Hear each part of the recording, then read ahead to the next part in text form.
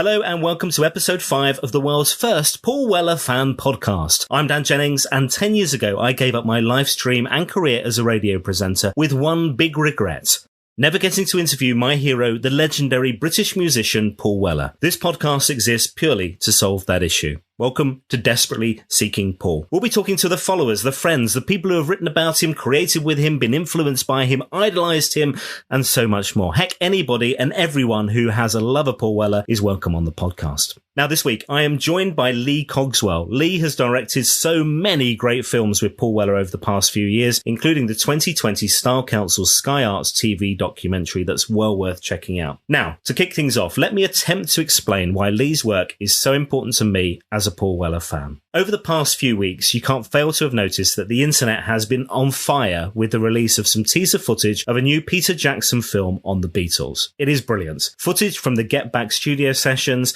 and the band's final work together, some never-before-seen film of them in the studio, recording, kind of larking about, playing together, and most importantly, creating incredible music. Understandably, it was just what we needed, and everyone has been raving about how brilliant it looks. And whilst Lee doesn't have the Oscars, the Golden Globes, and the £6.5 billion of worldwide box office revenue like Peter Jackson just yet, for me, his work evokes the same kind of feelings that I got from watching the Beatles footage. If you haven't seen his films, Lee has had incredible access to Paul over the past few years, from the Jawbone soundtrack through to A Kind Revolution, True Meanings, and On Sunset. Each of these wonderful albums has had these brilliant documentaries filmed in the studio as Paul and his band work on a new album. Now, as a fan, they are an absolute joy. You kind of dive into the new album. I remember Kind Revolution. I remember hearing The Cranes Are Back, loving that song, and hearing things like Long, Long Road, Once Here with the brilliant Boy George, New York, Hopper, The Impossible Idea, What a Song, wow. And I kind of devoured that album for weeks. And then the joy of discovering this incredible making-of film created by Lee and by Bax from episode 2 of this podcast. And mind blown. I loved it. I watched it over and over. It kind of captured the spontaneity of the band, how they create and nail these incredible songs in just a few takes. Watching Woozy Mama coming together with P.P. Arnold and Madeleine Bell, such legends.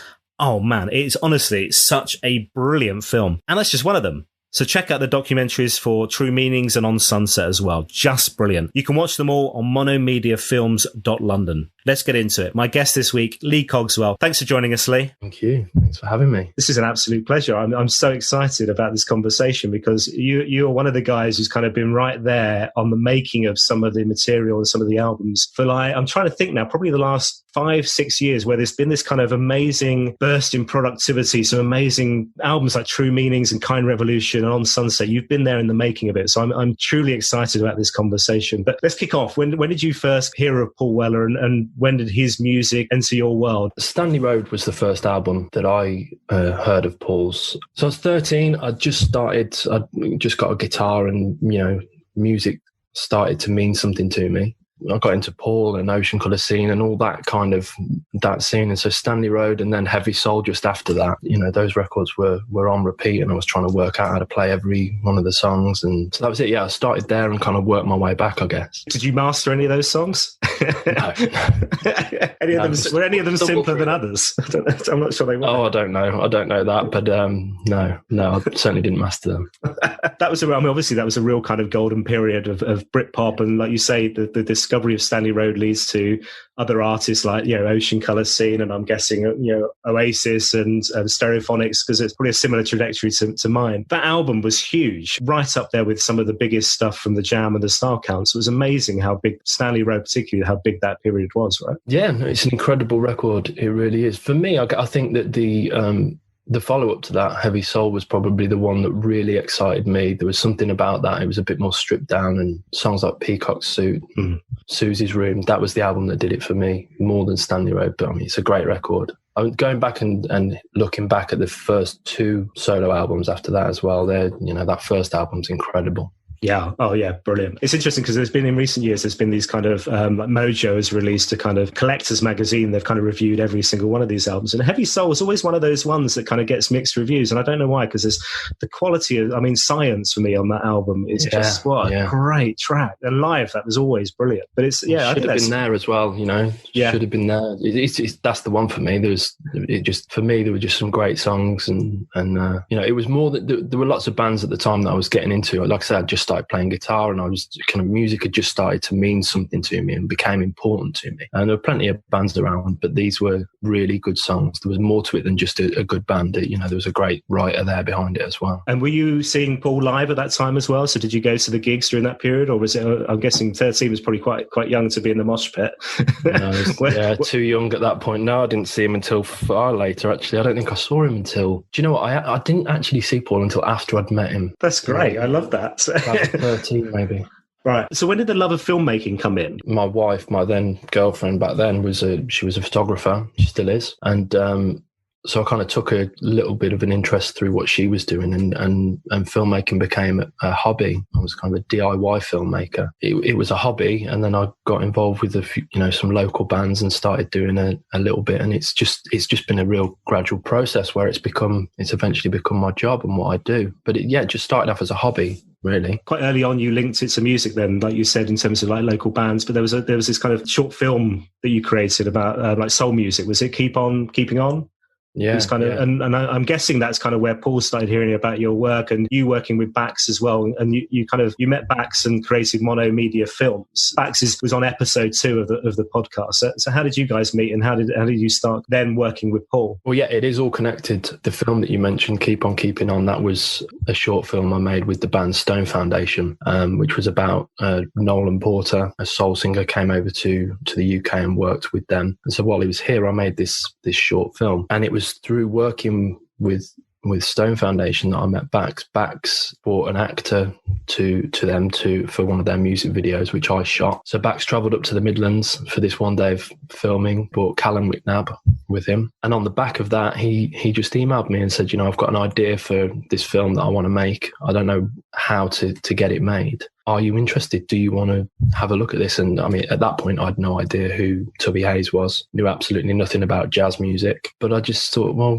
yeah, why not? He, through Facebook and whatever, knew who Bax was. And so I thought, yeah, give it a go. And we met up and we made that on a shoestring, really. And then, it just kind of started from there. It's funny how everything kind of goes full circle, because Paul covered one of Nolan Porter's songs on the Covers album. If I Could Only Be Sure. That's right. Yeah. Which kicks off the album, which I absolutely love that version too. I met Paul through Bax when we were making the Tubby Hayes film. So I knew Paul.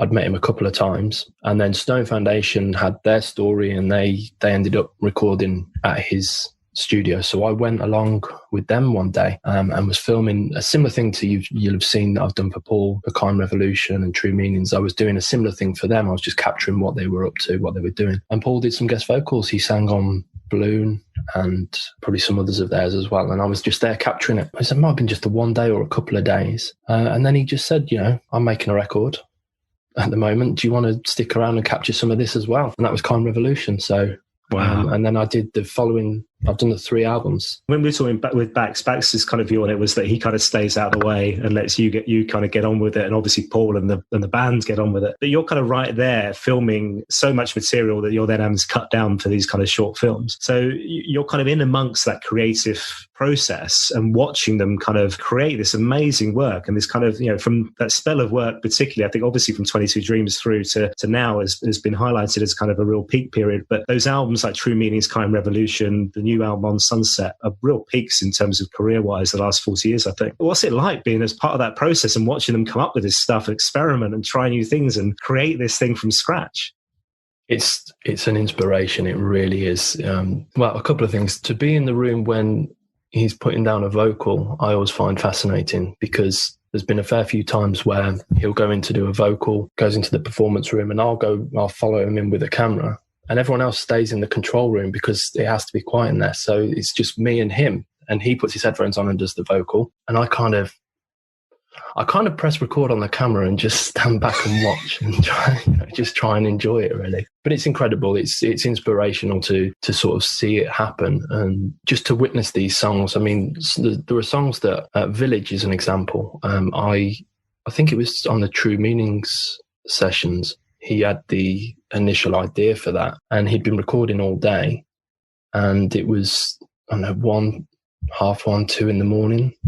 And it was like, look, I've just got to get one last idea down before we call it a night. And he put down just a keyboard part. And I remember capturing that. And then it didn't make the record. And it was this half-finished song that I really liked. And then it turned up on the next record. So I got to witness songs that were half written or being written right the way through to them being singles. That's incredible. Yeah. So be able to kind of watch that process, like you say, and presumably the band kind of chucking in ideas and working together. I think it's important. This is not just Paul going, directing people and telling everybody what to do. It's a real collaborative approach, right? Absolutely. I think anybody that's there is open to have ideas. It's not controlled at all. Obviously, Paul, he's conducting, he's in charge of it. He's got the final say. It's it's his record, but he's open to ideas from anybody. Are there songs that you've kind of been filming that still haven't seen the light of day, that have kind of ended up cut, disappeared, or might be on a future album? Yeah, I think. Well, yeah. I mean, that was one when on True Meanings. I remember thinking, Village didn't make it. I think it was called East Village at the time, right? But that didn't make it, and I was like, couldn't believe it. I thought, wow, that's such a great song. But then it turned up on the next record. So, but yeah, I'm sure that he's got other songs that haven't made it, but I can't remember off the top. There's probably stuff in your rushes on your hard drive of future albums to come that have not yet been released. So the other thing to talk about, which has kind of been on TV recently on Sky Arts, was this amazing Style Council documentary, Long Hot Summers, which if people haven't seen it, I'm hoping it's still available, but they should kind of check it out, because that sounds like that was a kind of real projects that kind of bigger, obviously, in scale than the kind of mini documentaries and the EPK stuff that you've been looking at. So how did you and Bax kind of agree in terms of what that would be, and how did you work on that together? There was the documentary that came before that, which was about the Young Idea, which was the story of the Jam, and Sky had made that a few years back, maybe 3 or 4 years ago. And so just after that was made, we made a film called Peter Blake Pop Art Life for Sky Arts, and that was a co-production that we did with a company called Channel X. They had made the About the Young Idea documentary. So as soon as that one had kind of been a success, everyone really wanted to get on and make the next logical film, which was the Style Council film. But Paul wasn't ready. He doesn't look back too often. He's known for being very forward-facing, and I think he'd had enough of looking back while making that film. So he wasn't ready to get on and make the Style Council film. But in the time then between that film and the Style Council film being made, that was the time when I worked with him on Kind Revolution and True Meaning. So I got to know him quite well. And when it came around to him being ready for this one, I put myself forward as wanting to direct it, and luckily Paul supported that idea and he was behind that. So yeah, as soon as he was ready, off we went. The fact that you were able to kind of keep the finale a secret for what's been something like 18 months, I think, and we can spoil it now because I think, come on, it's got to be out there, but the fact is it's essentially the Style Council back together for one special performance of an amazing song. The thrill of kind of filming that and being in the room must have been fantastic, right? Yeah, absolutely. Well, when we were planning the film, myself and Bax talked about the idea of getting Paul and Mick together, and for them to, I don't think we even considered them performing, but just to have them together in a room. And we kind of felt that we might have been pushing our luck by asking for that, just because we just, I don't know, is he going to want to do this? And I remember the one day we were heading to meet Paul for a coffee for a meeting about the Style Council film, and we kind of said beforehand, should we mention it or shouldn't we? We weren't really sure. We didn't want to push too hard and put him off. And we sat down to have a coffee, and then the first thing he said was, I know what we should do. We're going to get the band back together.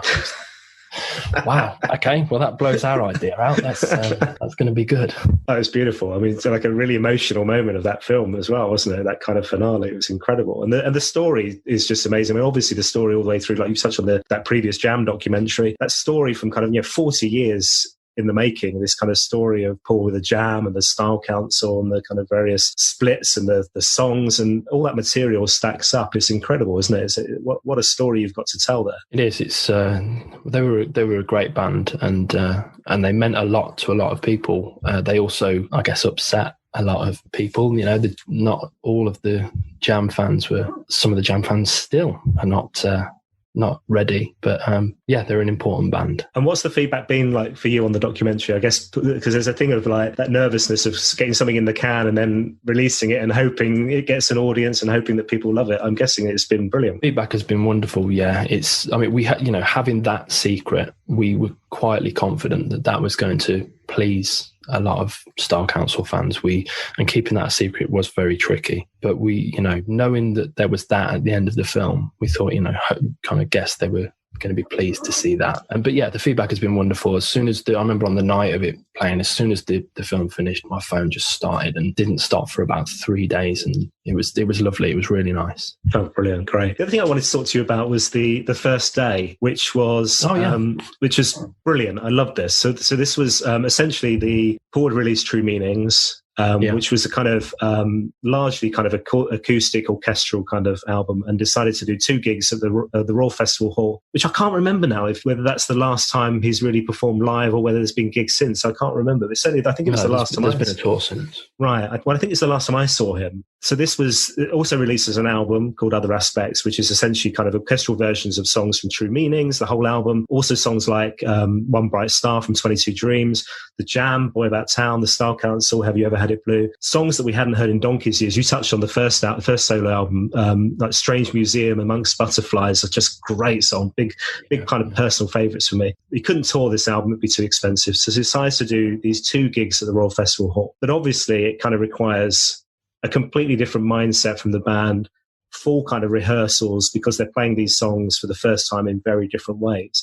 And you're there capturing the whole thing for this documentary called The First Day, which is essentially the rehearsals for those gigs. It was the first day of rehearsals for those gigs, but I hadn't captured that day with that in mind. I think the reason I was there that day was because I was in the process of editing the True Meanings EPK, and it was just an opportunity they were going to be rehearsing some of those songs. So it was an opportunity to capture some footage that could have been useful for the EPK. I used some of that in the EPK, and then it was just left alone. And then he went on and made the TV documentary surrounding those gigs. That gig was shown in cinemas, and the part of the deal with the cinemas was that they had to have 10 minutes of exclusive footage that wasn't going to be shown on TV or elsewhere. And so Paul got in touch, and they said, what have you got? Is there anything you can put together? And so I went back through my hard drive and found that first day of rehearsals, and then put First Day together. It's lovely because it's that thing, and I've read interviews about it where it's kind of like the band were kind of quite nervous, I think, in terms of this was a whole different way of them approaching these songs. God, well, that must be amazing to be in that room capturing that footage. It was incredible. And it was them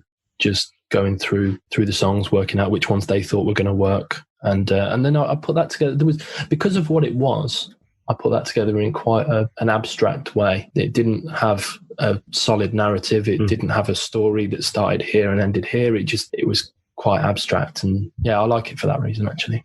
Yeah, it's great. I mean, those songs just stack up. It's just that live album, I think, is just brilliant as well. So that's a really kind of golden period for me. And then also the other things I wanted to kind of touch on were, obviously you've made some of the music videos too. So White Horses featuring Paul, a horse, a couple of random kids, I think, and the beach and the waves was lovely, and it'd be lovely to understand where that kind of idea came from. And then the video for Moving On, which was kind of this painter, this artist, Ed Gray, I believe, kind of creating a painting against the track. Where do you come up with the ideas from these? Is it kind of you pitching to Paul, or is some of it kind of coming from him? He will have said which songs he thinks are going to be singles or require a video, and then we just listen to that song and see what ideas are there. I think, let me think now.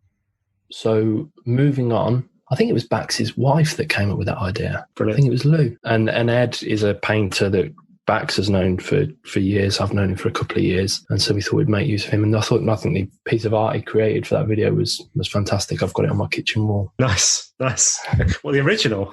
Oh, no, I couldn't afford the original. Yeah, that would be a big insurance job, yeah, for that one.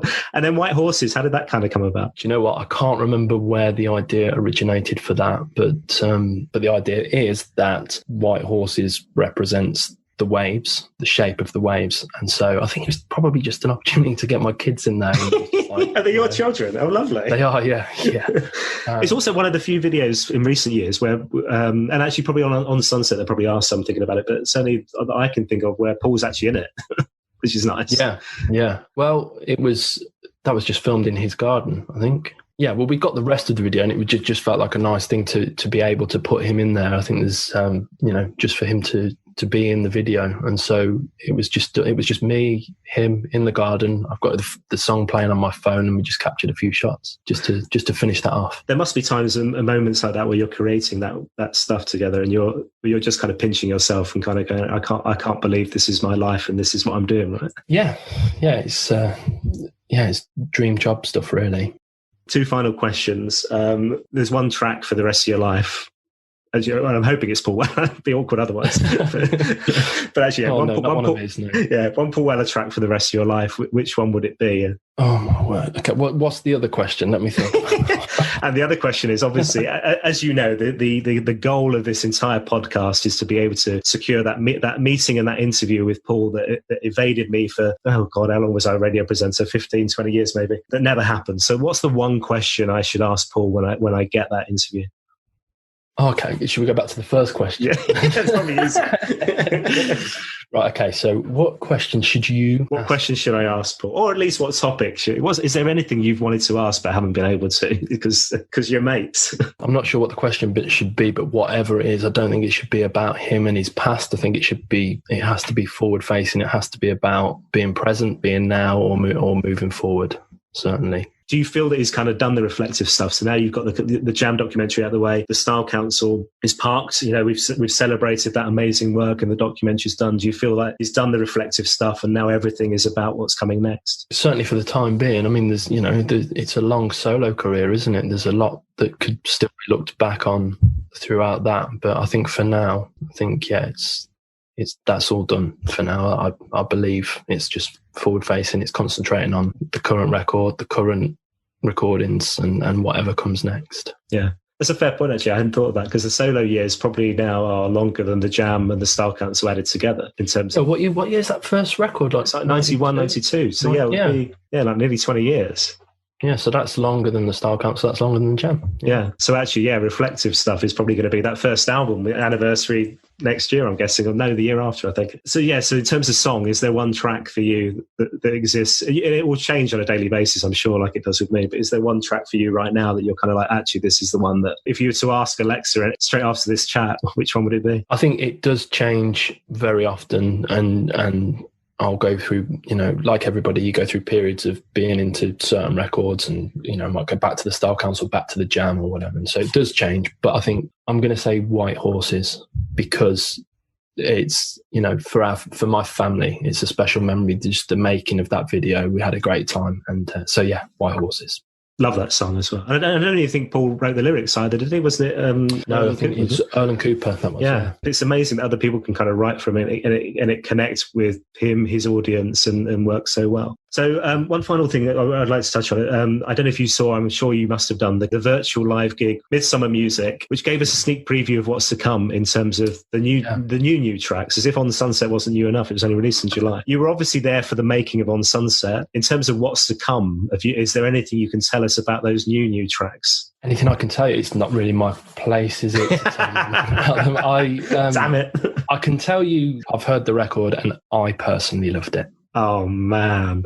That's such a tease. I know. I'm sorry. I can't tell you. It's not for me to say about his new material. He's not released yet. As you would expect, some great songs, some great production. It's another good record. Different again.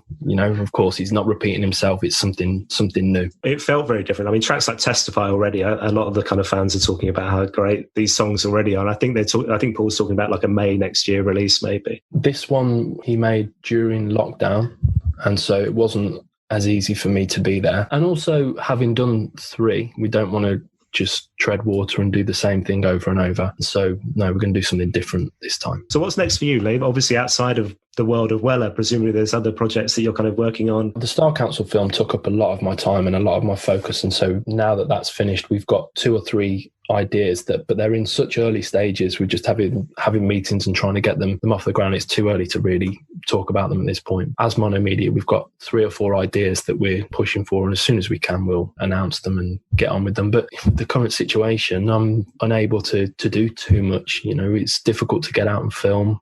Slowly running out of editing to get on with. It's just a case of waiting until we can get out there, and when we can, we've got a couple of ideas. And final one, what's Bax like to work with then?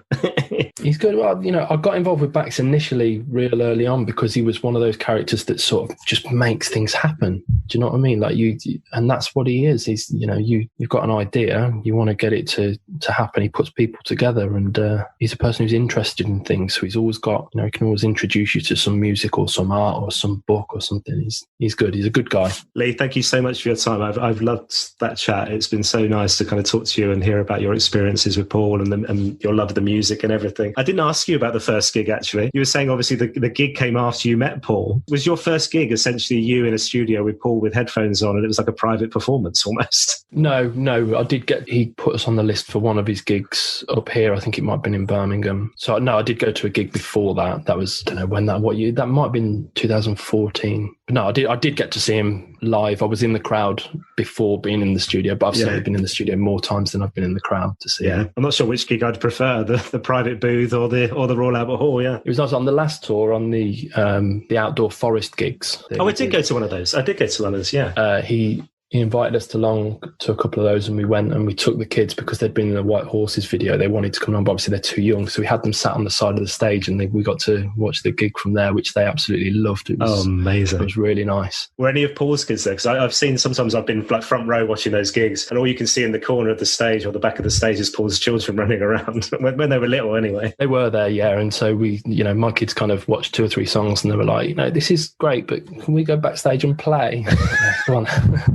Oh, Lee, thank you so much for your time. I really appreciate it, man. Thank you. So that's it. What a lovely guy and what a lovely chat. Monomediafilms.london is where you can find all those films that we talked about. Next week, I'm joined by a chap called Ben Taylor. You'll know him better as the Magic Mod. Yes, that's right. Not only is Ben another massive Paul Weller fan, but he's also accompanied Paul in the band, along with the likes of the Libertines, Pete Doherty, and the brilliant Reverend and the Makers at sold-out gigs and festivals. Ben, the Magic Mod, will be joining us on the show next week. Meantime, download, subscribe, review, give us a retweet and help to spread the word at Weller Fan Pod on Twitter. We'll see you next week.